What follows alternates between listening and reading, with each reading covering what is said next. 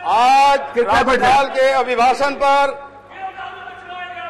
विमर्श हो रहा है, वाद विवाद हो रहा है। महोदय, मैं महोदय से आग्रह करूंगा तिवारी जी बैठ जाइए कि आज का दिन में जिस तरह से राज्यपाल के अभिभाषण पर विमर्श हो रहा है, वाद विवाद हो रहा है। महोदय, मैं महोदय से आग्रह करूंगा तिवारी जी बैठ जाइए कि आज का दिन में जिस तरह से पूरे हिंदुस्तान के किसानों ने 3 कृषि बिल के खिलाफ दिल्ली कूच किया है और इस सर्द मौसम में भी जिस तरह से केंद्र की सांप्रदायिक फांसीवादी नरेंद्र मोदी की सरकार ने किसानों पर बर्बर जुल्म ढाया है और अभी भी जुल्म ढाए जा रहे हैं। आप बिहार की बात, महोदय आपसे आग्रह है बिहार की पंजाब हरियाणा के किसानों की हालत देखिए महोदय।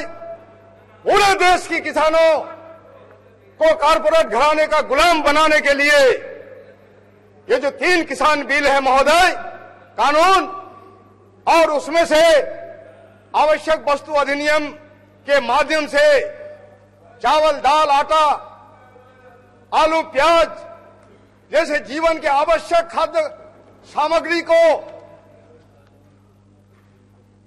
असेंशियल वस्तु द्रव्य से हटा दे करके कारपोरेट घराने का अधिकार क्षेत्र में दे दिया है। इससे महोदय आने वाले दिन में बहुत भयानक तबाही होगी और भयानक तबाही नहीं, महंगाई बढ़ेगी। अभी तो कुछ लोग प्याज खाना छोड़ दिया, कुछ लोग आलू खाना छोड़ दिया, कुछ लोग जो है और क्या खाना छोड़ेंगे।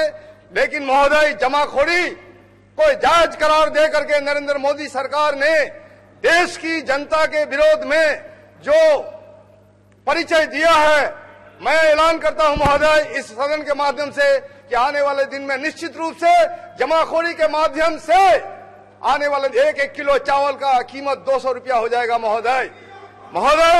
इसलिए मैं किसानों पर हो रहे बर्बर जुल्म के खिलाफ इस प्रस्ताव से निंदा की मांग करता हूं महोदय।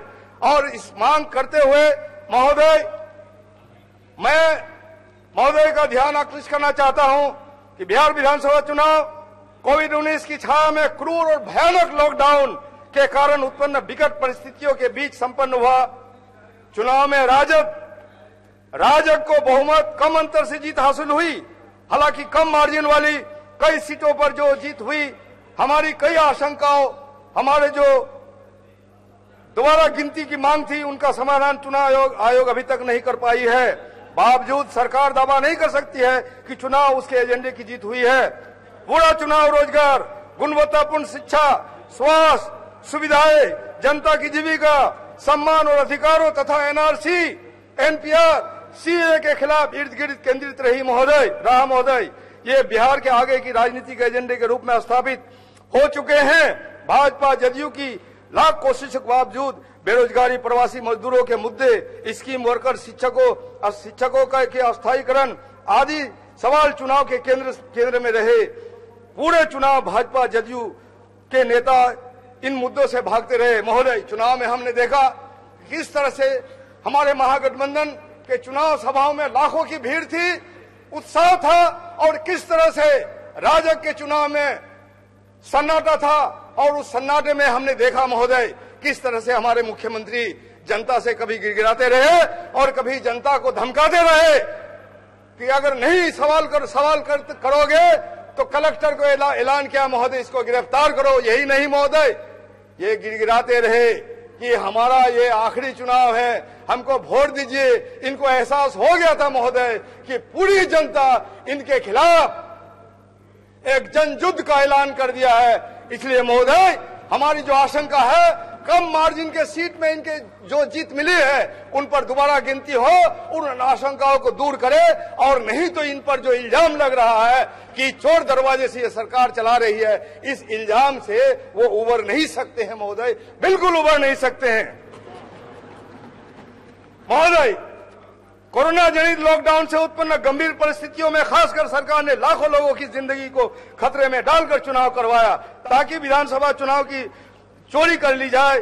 जनता ने उनके मंसूबों को नाकाम कर दिया। चुनाव ने राज्य में कोरोना विस्फोट के मुहाने पर खड़ा कर दिया। महोदय, आज सरकार कोरोना नियंत्रण की रोकथाम के लिए अपनी पीठ थपथपा रहे हैं, लेकिन सच्चाई ये है कि ठीक उलट है। मुख्यमंत्री 90 दिनों तक अपने आवास में छुपे रहे। सबसे शर्मनाक बात यह थी कि चमकी बुखार की बात करें या कोरोना महामारी की अव्वल दर्जे की असफल नाकाम मंत्री मंगल पांडे को एक बार फिर स्वास्थ्य मंत्री का जिम्मा दे दिया गया है। सरकार का दावा है कि बिहार में 1 करोड़ 35 लाख से अधिक लोगों को कोरोना जांच हुई है, लेकिन यह रैपिड टेस्ट है जो संक्रमण की सच्चाई उजागर नहीं करती। राज्य के आरटीपीसीआर की कोई उचित व्यवस्था नहीं है। कोरोना संक्रमित आम लोगों की बात तो जाने दीजिए। महोदय, सचिव स्तर के आला अधिकारियों को हम सब ने, बिहार ने, देश ने तरफ तरफ कर मरते देखा है। दरअसल कोरोना संक्रमण ने बिहार की पूरी तरह ढह चुकी स्वास्थ्य व्यवस्था की पोल खोल दी है।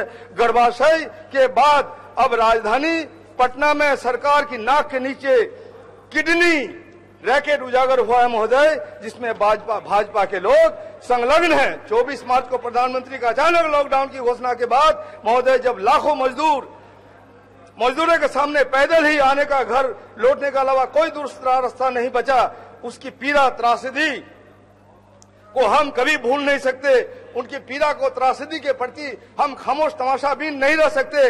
मोदी सरकार ने उनके साथ जो अमानवीय अत्याचार किया, व्यवहार किया, इतिहास में इसके बीले उदाहरण है।